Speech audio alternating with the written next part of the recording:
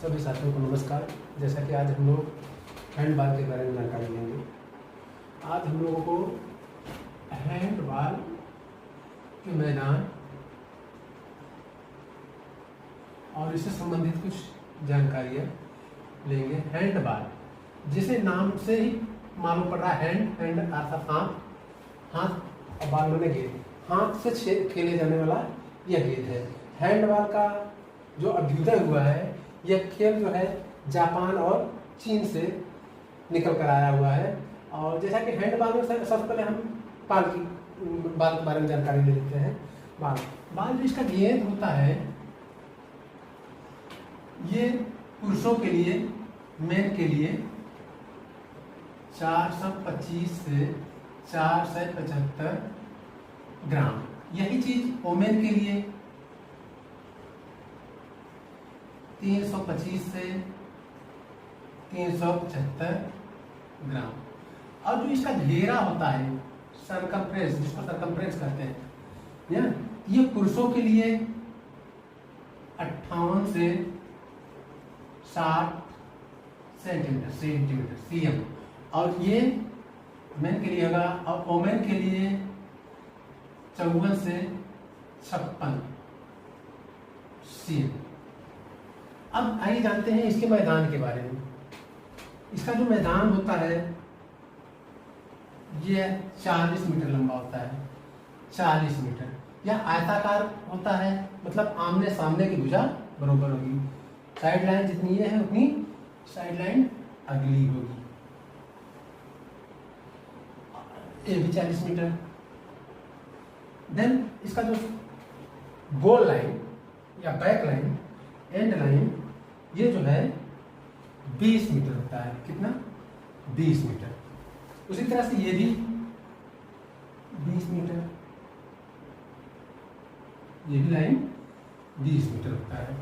अब इसमें इस मैदान के बीचों बीच वाली जो लाइन, जो दो भागों में बांटे मैदान को, उसको आप लोग जानते हैं, सेंटर लाइन कहते हैं। ये हो गया सेंटर लाइन। इस इन लाइनों का नाम, इसके और इसका साइड लाइन।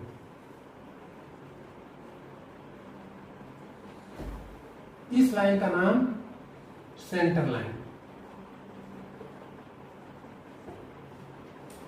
ये क्योंकि इसी पे गोल पोस्ट होता है, इसलिए इसको गोल लाइन कहते हैं। इस लाइन को गोल लाइन।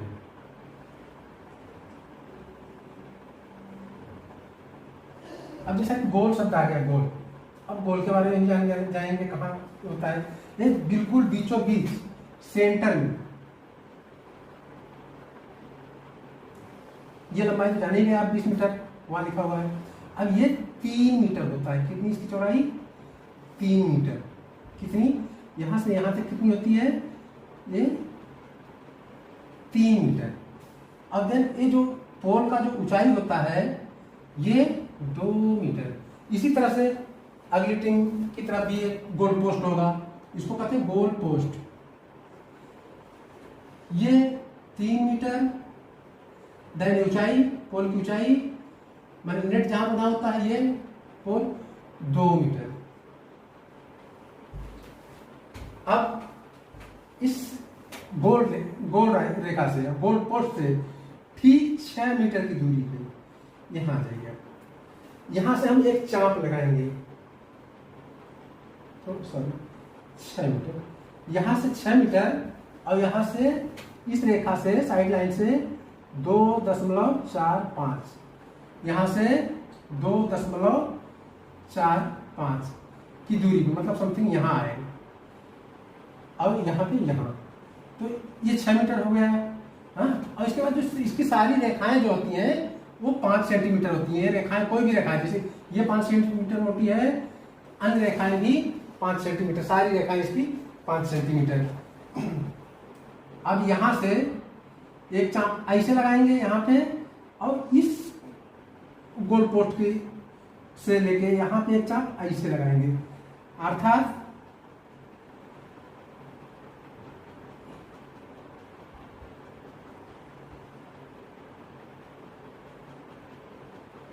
ये 6 मीटर, ये अंदरूनी गोल रेखा कही जाती है। इसको हम कहते हैं इंटरनल गोल लाइन, अंदरूनी गोल रेखा। ये कितनी दूरी पे होती है? ये यहां से यहां, देन ये चाप जो लगाता है सब 6 मीटर। कितना? 6 मीटर। इसी तरह से ये भी 6 मीटर।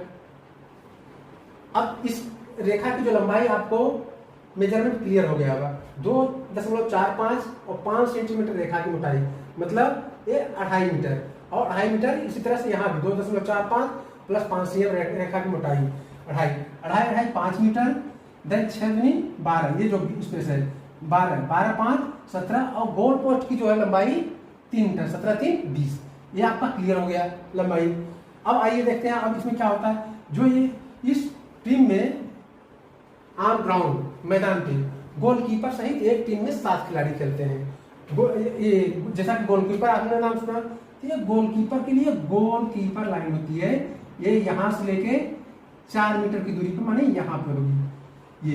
ये जो लाइन होती है 5 सेंटीमीटर चौड़ी होती है, बट इसकी जो लंबाई होती है 15 सेंटीमीटर है, 15 सेंटीमीटर। ये 4 मीटर की दूरी पर होती है, गोलकीपर लाइन इसको कहते हैं। और ये अंदरूनी गोल रेखा हो गई। और इसी तरह से जब हम पेनाल्टी वगैरह देना होता है तो 7 मीटर पे एक हल्की लाइन, हाँ डॉटेड लाइन, ये भी 15 सेंटीमीटर लंबी होती है, इसकी चौड़ाई 5 सेंटीमीटर होती है। इस तरह से 7 मीटर की दूरी पर होती है। 4 2 6 प्लस 1 मीटर इससे आगे 7 मीटर।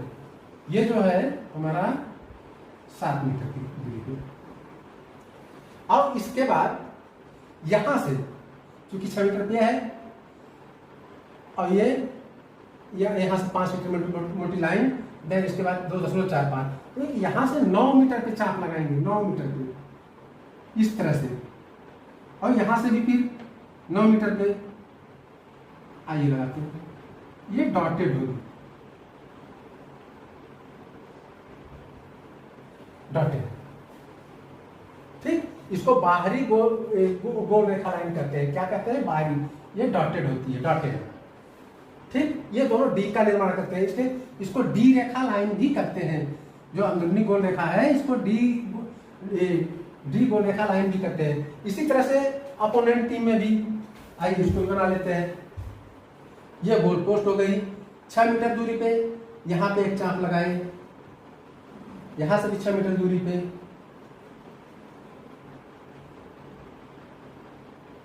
और ये इंटरनल गोल लाइन तैयार हुई। इंटरनल गोल लाइन ये कितनी दूरी पे है? 6 मीटर, 6 मीटर पे चाप लगेगा। और जो गोल रेखा लाइन है वो गोलकीपर लाइन, ये यहां से 4 मीटर पे हमने पहले ही बता रखा है, 4 मीटर। और इसी तरह से जो एक 7 मीटर पे डॉटेड लाइन होगी, वो पेनाल्टी वगैरह के टाइम में काम आता है।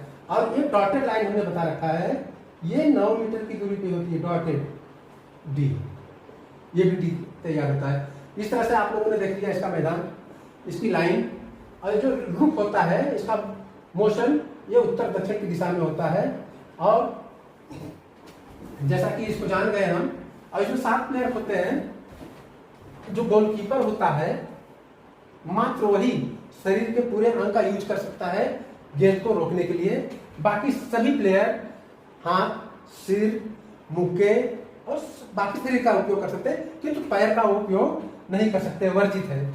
और इसमें जब हम खेलते हैं तो एक प्लेयर के पास 3 सेकंड का नियम होता है, 3 सेकंड गेंद रखनी चाहिए। और अगर सपोज दैट अगर वो चलता है, हाँ गेंद को लेकर कभी चलते हैं, 1 2 तीसरे स्टेप पे, मतलब तीसरे स्टेप पे हमको जंप लेके आगे गेंद देना है, अदरवाइज हमको पास करना है, हाँ अपने प्लेयर को। तो इसमें पास कुल कितने प्रकार के होते हैं? 7 प्रकार के हैं। आइए थोड़ा इसके बारे में और संक्षिप्त जानकारी जान लेते हैं, इसकी हिस्ट्री और संघ वगैरह के बारे में। जो कि इसका अंतर्राष्ट्रीय संघ बना, अंतर्राष्ट्रीय संघ, इसका अंतर्राष्ट्रीय संघ बना 1946 में, IHF,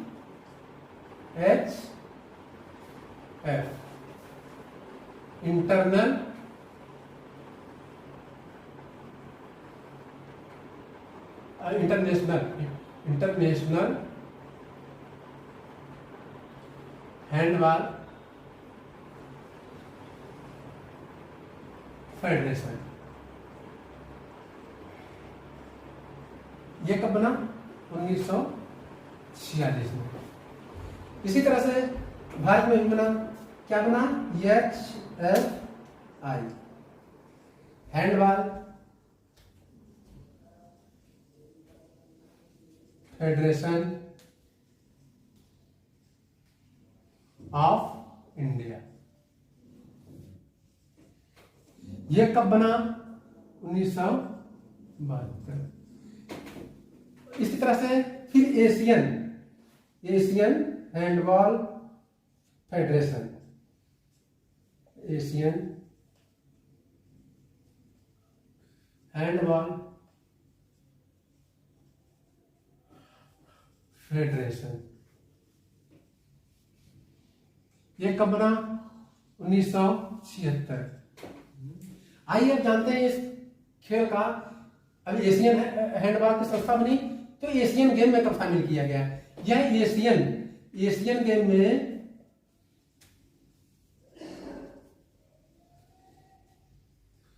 फर्स्ट टाइम 1982 में शामिल किया गया, 1982 में। उसी तरह से आप जान लेते हैं इसको ओलंपिक में कब शामिल किया गया? ओलंपिक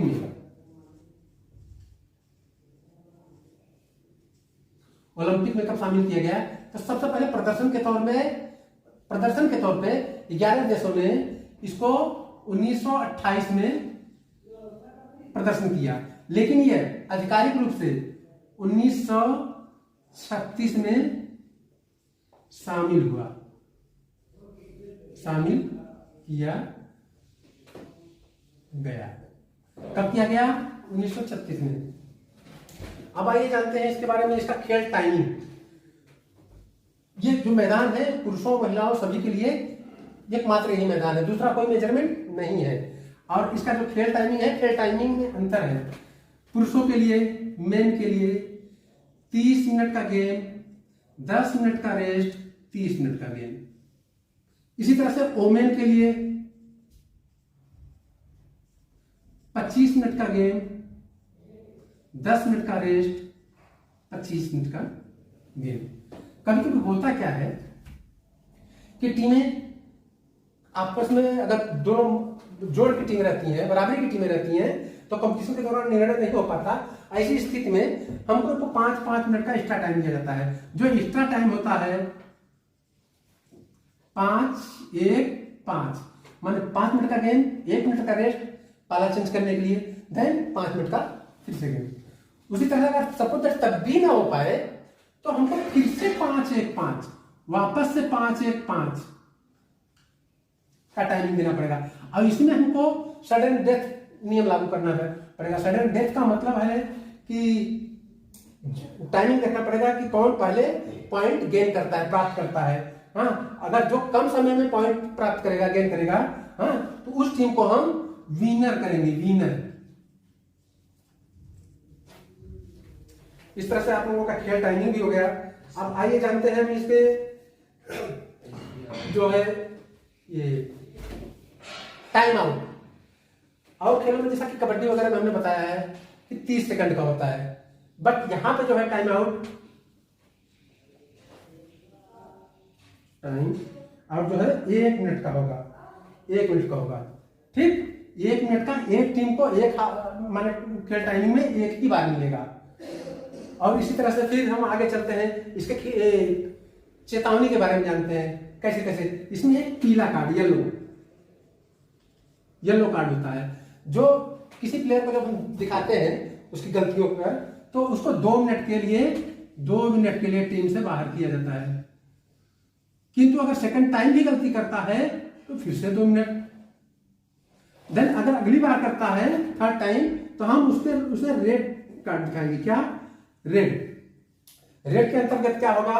वह खिलाड़ी मैच से बाहर हो जाएगा।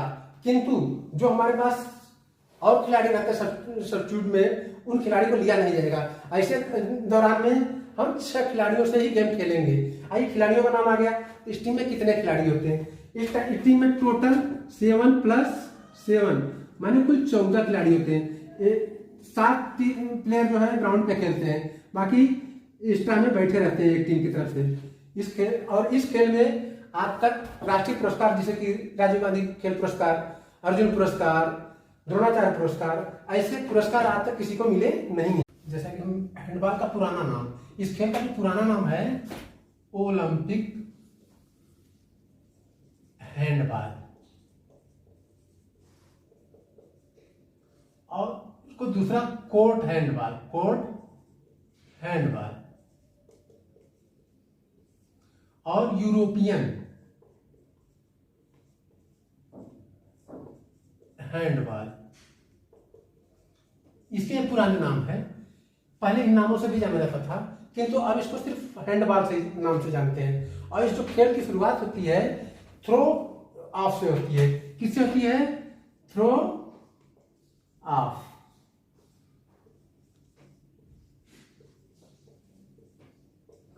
थ्रो ऑफ, इस खेल की शुरुआत थ्रो ऑफ से होती है। और जब हाफ टाइम हो जाता है, हाँ, मैं सेकंड इनिंग भी थ्रो ऑफ से ही शुरू होगा। अब जैसा कि हमने थ्रो ऑफ सुना, तो अब इससे रिलेटेड है थ्रो इन। यह जब किसी खिलाड़ी से गेंद छिटक जाती है, मैदान के बाहर चली जाती है, साइड लाइन को पार कर जाती है, और लास्ट टाइम में जिस प्लेयर से गेंद टच किया हुआ रहता है, उस प्लेयर के अपोनेंट टीम को थ्रो इन दिया जाता है। थ्रो इन के अंतर्गत प्लेयर पूरी तरह से बाहर होगा, एक पैर, अगला पैर सामने के लाइन पे होगा, साइड लाइन पे, देन वो थ्रो इन गेंद को करेगा। पिछला पैर कहीं भी रख सकता है, हाँ, और जो अपोनेंट टीम के खिलाड़ी रहेंगे वो कम से कम 3 मीटर की दूरी पे रहेंगे। ये हो गया आपका थ्रो इन। ये खेल के दौरान कई बार होता है, और इसको ध्यान देने वाली है बात कि ये गेम थ्रो ऑफ से शुरू होता है। कभी कभी क्वेश्चन भी आता है। और इसके पुराने नामों के बारे में जान गए। बस इस खेल के बारे में आज इतना ही। मित्रों, धन्यवाद। जय हिंद, जय भारत।